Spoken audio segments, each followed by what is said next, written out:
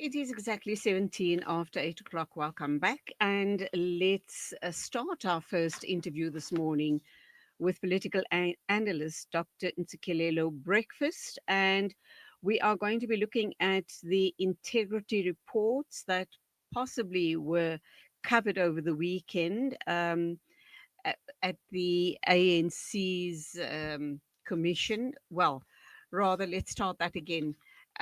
We understand that Deputy President Paul Mashatile and Minister Tembi Simelane were expected to be discussed at the African National Congress's National Executive Committee meeting. This happened over the weekend, of course, and this was, in fact, on the agenda, and we want to know if it was discussed in detail and what, in fact, came out of those two issues on the agenda. Dr. Breakfast, a very good morning to you. Welcome to the Thank you. program. Thank you very much for having me. So let's talk about the NEC meeting. Let me ask you the first question before we get to Paul Mashatile and, of course, the issue around Simelane. We understand the meeting was moved from Ormonde to a venue in Germiston on Saturday. What was the reason for that? Because it seems that it was a very welcome reprieve for many who were not happy with the initial set up in Ormonde. Yeah, thank you very much for having me. I don't think that there was a logical explanation, to be honest, that was given to yourselves as media outlets and also to ourselves as to why the meeting was moved to the right. I mean, obviously, one will have to attribute that to the office of the SG of the ANC, because that's the office that is responsible for the nation of the mother body and also media houses. So there was no logical explanation that was given for that. Okay, so thereafter, we presume that the meetings then went on from Friday onwards into the weekend. And one of the agenda points were the Integrity Commission reports on Deputy President Paul Mashatile and Tembi Simelane. Were those items in fact tabled? And were those issues very robust? And what actually then came out of those out of those items? Yeah, look at me.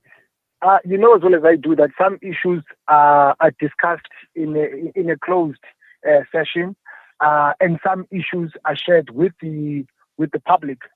So I don't think that there was a sort of like a detailed explanation in terms of what had happened with regard to such cases. But my my view is that the step aside principle and the DC of the ANC, they have been used to basically deal with a dissent, and people who are at fault, who are aligned to the Ramaphosa faction, they are normally handled with a kid's glove.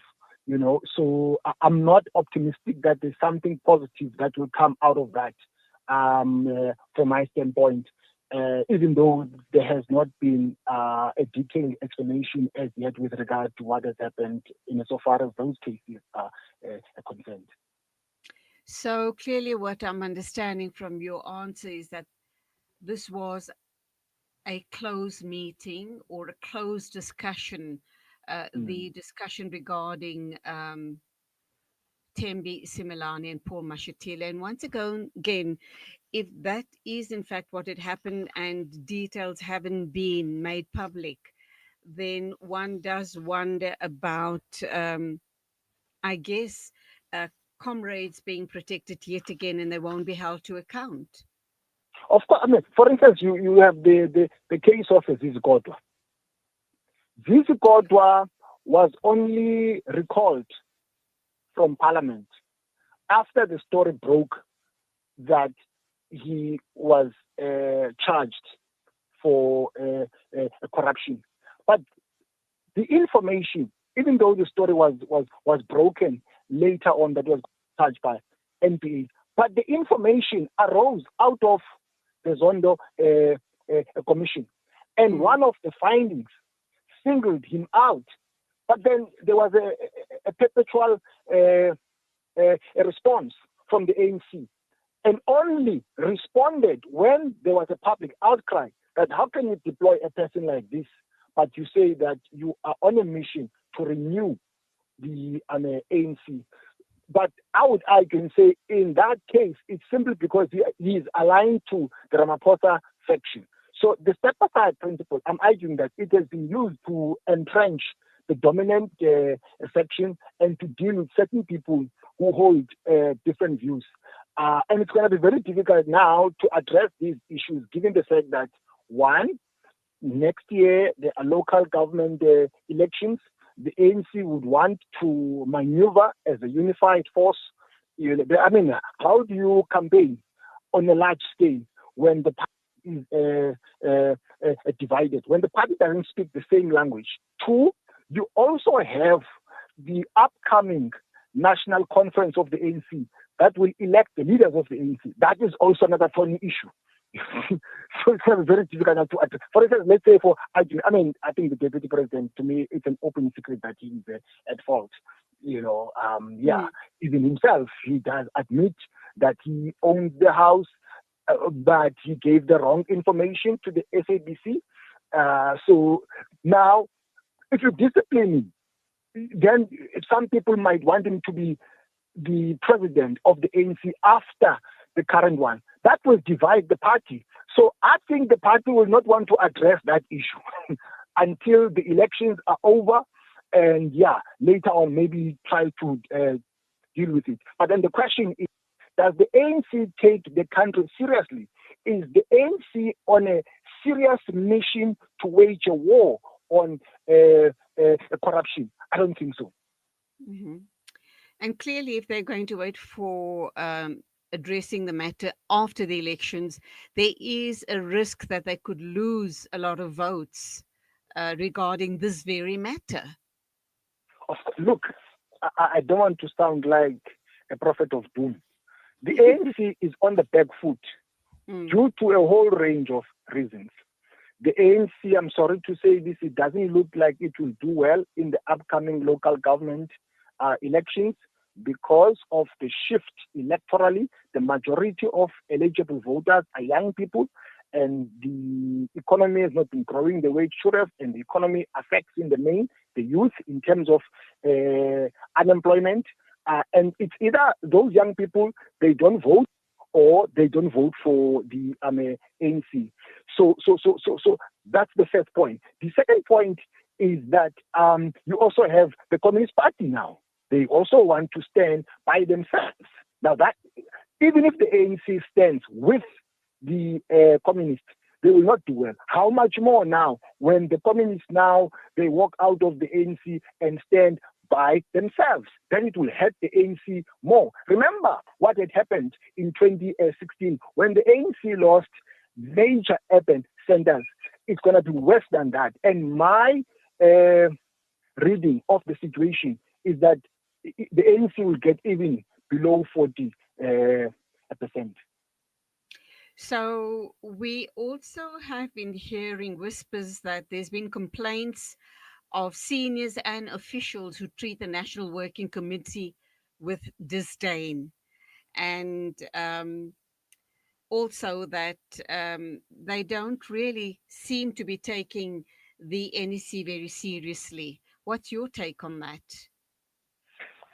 Well, I mean, the affections, and some people are unhappy, for instance, about some of the pronouncements and the posture of the SG. And of course, I know we are talking about now the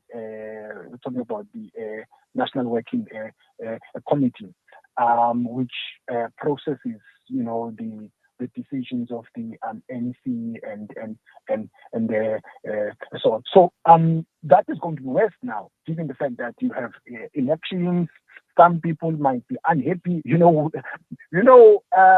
is an interesting phenomenon that always plays itself out when elections are about to be held. You will see people now taking the ANC to court. You will see that they will defy the orders given by the structure that we're talking about. So I don't think that is going to change. But also some people feel like some of the decisions are biased and so on, and yeah. Let's just wrap up by asking one or two more questions regarding this matter. We do know that the meeting will be wrapping up today. Do you feel that anything at all of a positive note has come through regarding this meeting? No. I mean, of course, I think the most, if I understand your question well, I think the most important issue that will be under the spotlight will be this thing of tariffs, because that is really a thorny issue. But I think on that score, we are fighting a losing battle because the US is using a blanket approach. Even the EU, giving in to the demands of the US, they have just signed a 15% of the tariffs that will be imposed by the US on them. If the EU can throw in the towel and give in to the demands of the US, who are we now to twist the US? So that application of tariffs is not limited to us only. But of course, I mean, the other issue, I think, is the fact that Trump says he's not coming to the G20, which is a blow. And yeah, I mean, I think really, of course, we have a piece of legislation in the pipeline that targets the sanctions on the leadership of the ANC. I'm sure that also will be explored, but I don't think that they are going to win on that score. So I think that's the most important thing that will dominate the discourse and maybe the upcoming local government elections in terms of the ways and means of approaching them. Okay, let's leave it there then. Thank you indeed, Dr. Thank you Ntsikelelo very much. Breakfast. You're a political analyst. And of course, we touched on the integrity report, but you couldn't share much with us simply because this was discussed in a closed meeting. But undoubtedly, we will be seeing some reports after this meeting closes today or wraps up today. But thank you once again for your time. God bless. Take it easy. Thank you. Thank you very much. It is exactly 8:30 a.m. and in a minute or two we will be talking about the women in the eastern DRC trapped in relentless violence. Breaking stereotype.